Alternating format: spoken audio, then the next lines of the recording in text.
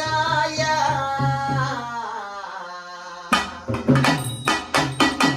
என் பாட்டை கேட்டு ஆட வந்தாயா வேலனுக்கு வேலை தந்த மாரியம்மா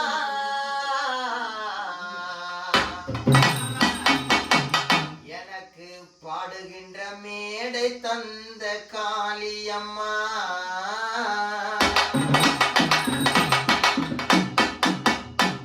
உன் புகழ் பாட என்னை இங்கே படைத்தாயா இல்லை என் பாட்டை கேட்டு ஆட வந்தாயா